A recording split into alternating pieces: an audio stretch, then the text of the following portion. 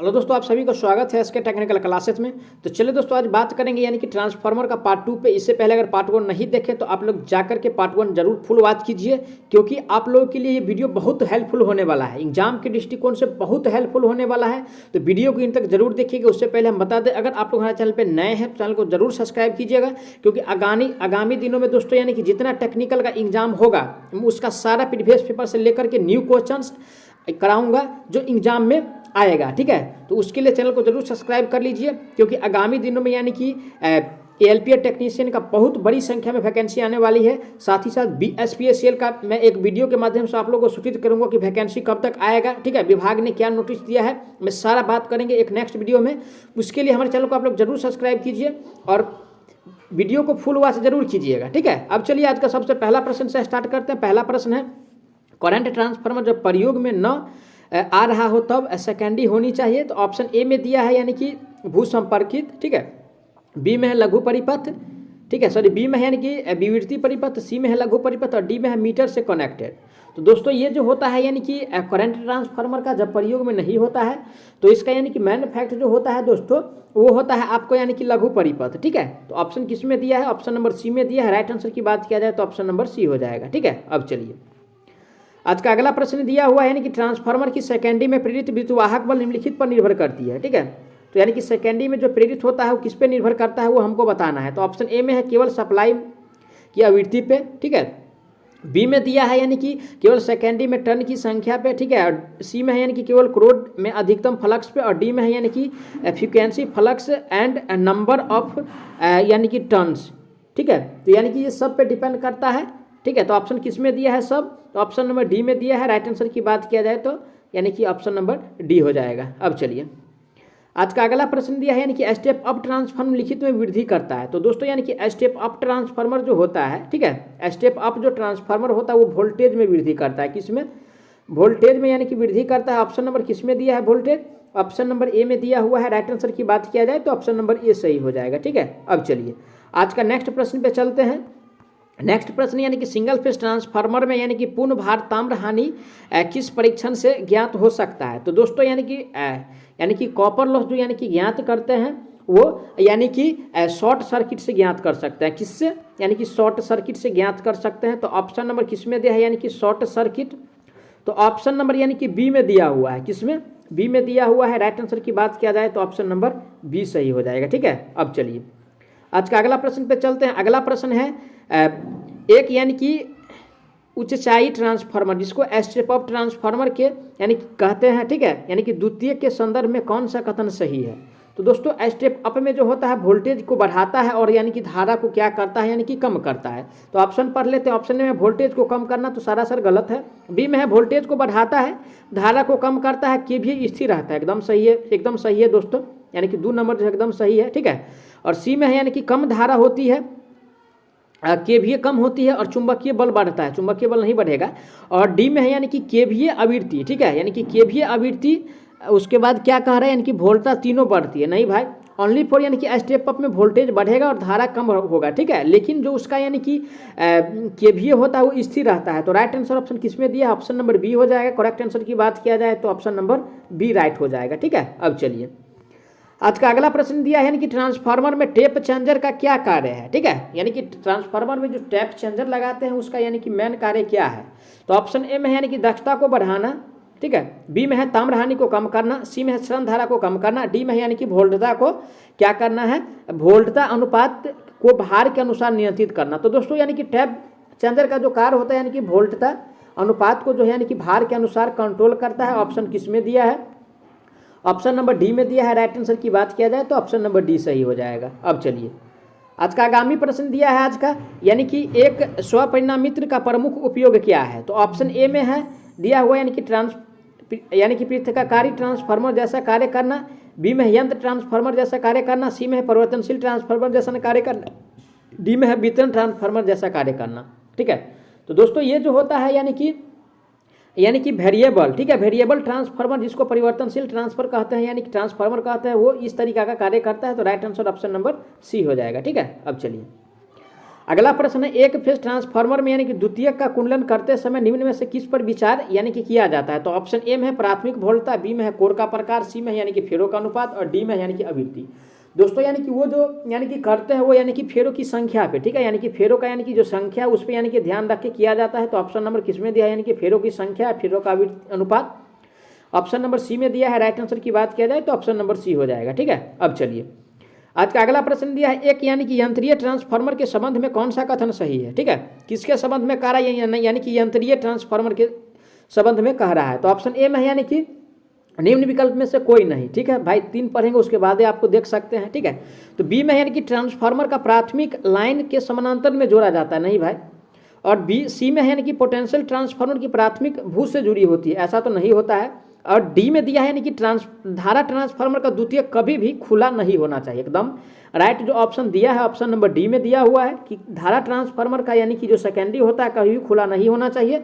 तो correct answer option number D हो जाएगा। अब चलिए अगला प्रश्न है, 2 ट्रांसफार्मर जो समानांतर में प्रचलित होते हैं तो वे आपस में यानी कि भार किस आधार पर यानी कि लेते हैं? तो ऑप्शन ए में यानी कि कुंडली की प्रतिबाधा पर, बी में यानी कि केवीए निर्धारण पर, सी में यानी कि आवृत्ति पर और डी में यानी कि दक्षता पे। जो यानी कि समानांतर में जो होता है तो धारा जो लेता है वो किसके आधार पे लिया जाता है वो हमको बताना है। ठीक है, तो दोस्तों यानी कि धारा जो लिया जाता है केवीए रेटिंग के यानी कि अनुसार लिया जाता है। ऑप्शन किस में दिया है? केवीए। ऑप्शन नंबर बी में दिया हुआ है। राइट आंसर की बात किया जाए तो ऑप्शन नंबर बी हो जाएगा। अब चलिए नेक्स्ट प्रश्न है आज का, यानी कि ट्रांसफार्मर यानी कि तेल का निम्नलिखित में से कौन सा कार्य नहीं है? तो ऑप्शन ए में देना है, यानी कि कह रहा है कि प्राइमरी कॉइल को ठंडा करना, ये तो करता है। बी में है सेकेंडरी कॉइल को भी ठंडा करता है। सी में है यानी कि अतिरिक्त इंसुलेशन प्रदान करना, ये भी कार्य है। लेकिन प्रेरक युग्म प्रदान करना इसका कोई कार्य नहीं है। तो यानी कि नहीं वाला ही हमको पहचानना था। तो right answer option number D हो जाएगा, क्योंकि इसका कार्य ये नहीं है। ठीक है, अब चलिए आज का अगला प्रश्न है, ट्रांसफार्मर में कॉपर हानि निम्नलिखित में होती है। तो दोस्तों यानी कि कॉपर हानि जो होगा, ठीक है, कॉपर हानि जो होता है, ठीक है, यानी कि कॉपर लॉस जो होता है यानी कि वाइंडिंग में होता है। किस में होता है? वाइंडिंग में होता है। ऑप्शन नंबर किस में दिया है? यानी कि वाइंडिंग। तो ऑप्शन नंबर जो दिया है यानी कि वाइंडिंग बी में दिया हुआ है। तो right answer option number B सही हो जाएगा। ठीक है, कौन सा? ऑप्शन नंबर बी सही हो जाएगा। अब चलिए अगला प्रश्न है, यानी कि ट्रांसफार्मर में प्राइमरी और सेकेंडरी के बीच इंसुलेशन प्रतिरोध क्या होता है? तो दोस्तों यानी कि प्राइमरी, ठीक है, प्राइमरी और यानी कि सेकेंडरी, ठीक है, प्राइमरी और सेकेंडरी के बीच जो इंसुलेशन प्रतिरोध होता है वो इन्फिनिटी होता है। क्या होता है? अनंत होता है। ठीक है, इन्फिनिटी होता है। ऑप्शन नंबर किस में दिया है? यानी कि इन्फिनिटी। ऑप्शन नंबर यानी कि डी में दिया हुआ है। राइट आंसर की बात किया जाए तो ऑप्शन नंबर डी हो जाएगा। ठीक है, अब चलिए नेक्स्ट प्रश्न है आज का, यानी कि समानांतर प्रचालन के लिए संभव 3 से यानी कि 3 फेज ट्रांसफार्मर संबंध है। तो दोस्तों यानी कि 3 फेज जो होता है यानी कि वो होता है यानी कि डेल्टा, ठीक है, उसके बाद यानी कि स्टार, ठीक है, उसके बाद जो है यानी कि डेल्टा से स्टार होता है। ठीक है, यानी कि डेल्टा स्टार होता है। ऑप्शन किस में दिया है? समानांतर के लिए डेल्टा स्टार। ऑप्शन नंबर यानी कि ए में दिया हुआ है। राइट आंसर की बात किया जाए तो ऑप्शन ए सही हो जाएगा। ठीक है, अब चलिए अगला प्रश्न है, ट्रांसफार्मर का निम्नलिखित में से कौन सा भाग यानी कि बाहर से दिखता है? तो दोस्तों यानी कि ट्रांसफार्मर का जो बाहर से भाग दिखता है वो यानी कि बूशिंग होता है। क्या होता है? यानी कि बूशिंग होता है। ऑप्शन नंबर किस में दिया हुआ है? बूशिंग। ऑप्शन नंबर सी में दिया है। राइट आंसर की बात किया जाए तो ऑप्शन नंबर सी हो जाएगा। ठीक है, अब चलिए आज का अगला प्रश्न है, यानी कि ट्रांसफार्मर निम्नलिखित पर कार्य करता है। तो दोस्तों ट्रांसफार्मर जो कार्य करता है यानी कि एसी धारा पे ही कार्य करता है, यानी कि एसी करंट पे ही कार्य करता है। अगर यानी कि डीसी करंट उस पर दिया जाए तो ट्रांसफार्मर का प्राइमरी वाइंडिंग क्या होगा? यानी कि दोस्तों यानी कि जल जाएगा। इसलिए ट्रांसफार्मर को हमेशा ट्रांसफार्मर एसी पे ही कार्य करता है। तो right answer option number A सही हो जाएगा। एसी ऑप्शन नंबर ए में दिया हुआ है तो करेक्ट आंसर ऑप्शन ए हो जाएगा। ठीक है, अब चलिए नेक्स्ट क्वेश्चन से आज का, यानी कि आदर्श ट्रांसफार्मर की दक्षता निम्नलिखित से अधिक होनी चाहिए। ठीक है, तो दोस्तों यानी कि आदर्श का कह रहा है। ठीक है, तो आदर्श का जो दक्षता होता है यानी कि 98% से अधिक होना चाहिए, लेकिन ऑप्शन में तो दिया है 98% लगभग, यानी कि इसका 100% दक्षता होता है। ठीक है ना, 100% दक्षता होता है यानी कि आदर्श ट्रांसफार्मर का। तो राइट आंसर ऑप्शन नंबर इसका यानी कि बी सही हो जाएगा। ठीक है, अब चलिए आज का अगला प्रश्न है, ट्रांसफार्मर में अच्छे शीतलन द्रव के लिए निम्नलिखित में से कौन सा गुण होना आवश्यक है? तो दोस्तों यानी कि अच्छे गुण के लिए जो होना चाहिए वो क्या होना चाहिए? ऑप्शन ए में कह रहा है यानी कि अधिक इंसुलेशन प्रतिरोध, बी में है यानी कि बेहतर उष्मा चालकता, और सी में दिया है निम्न यानी कि सन्यता, और डी में दिया हवा में रखने पर यानी कि सरलतापूर्वक आर्द्रता को यानी कि अवशोषित करना। तो दोस्तों राइट आंसर तो यही है, जो यानी कि ट्रांसफार्मर का मेन गुण है, इसको यानी कि आर्द्रता को अवशोषित करेगा तो उसमें यानी कि हानि कम होगा। ठीक है, दक्षता ज़्यादा होगा। तो right answer option number D में दिया है। करेक्ट आंसर डी हो जाएगा। अब चलिए अगला क्वेश्चन पे चलते हैं।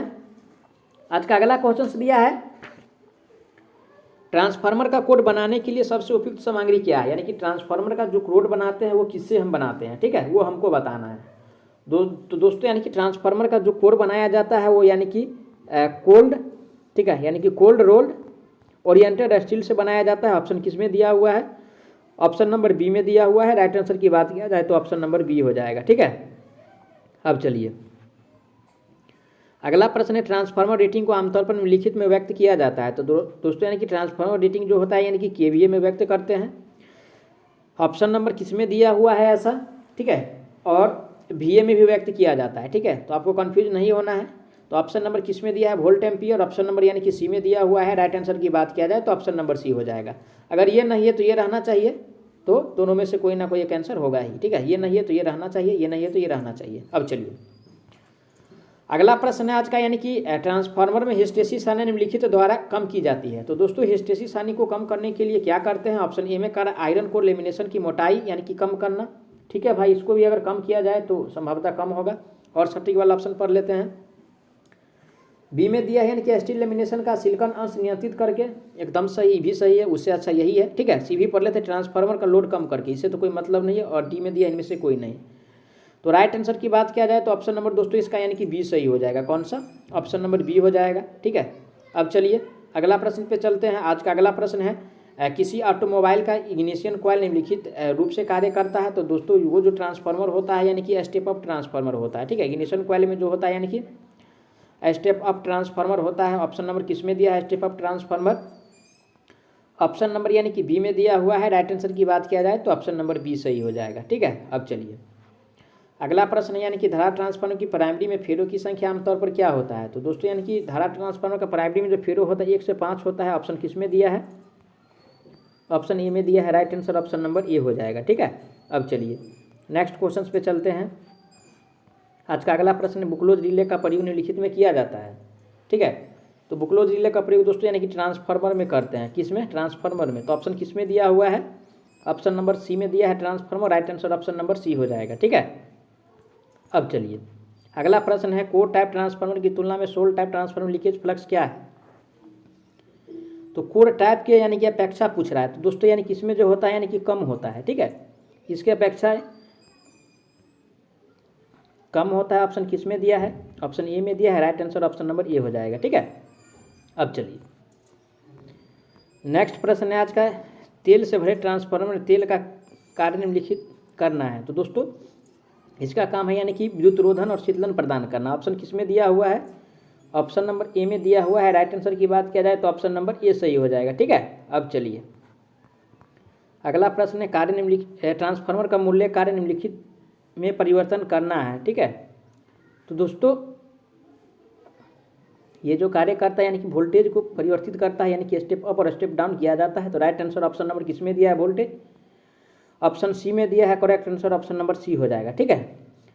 अब चलिए आज का अगला प्रश्न पे चलते हैं। अगला प्रश्न दिया है दो ट्रांसफर समानांतर में चल रहे हैं, ये दोनों निम्नलिखित के आधार पर लोड का यानी कि सहबाधन करेंगे। तो दोस्तों ये जो है यानी कि किसके आधार पर जो है यानी कि बांटा जाता है, ठीक है, यानी कि बांटता है वो किसके आधार पर बांटा जाता है, ठीक है, वो हमको बताना है।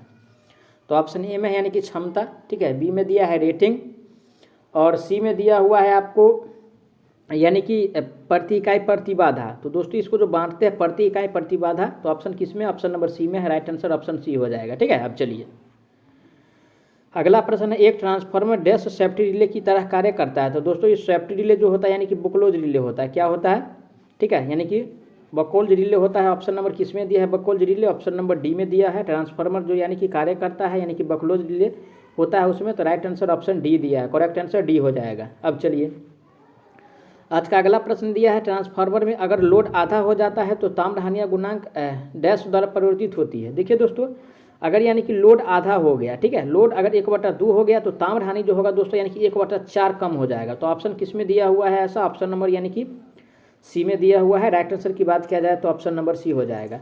मैं आशा करता हूं आप लोग अच्छा से समझे होंगे। अगर कोई प्रकार का डाउट कोई भी क्वेश्चन में रहता है तो आप लोग उसके लिए ज़रूर कमेंट कीजिए, आपको जवाब बहुत जल्द मिलने वाला है। और आप लोगों को बता दें, प्लीज़ आप लोग चैनल को जरूर सपोर्ट कीजिए।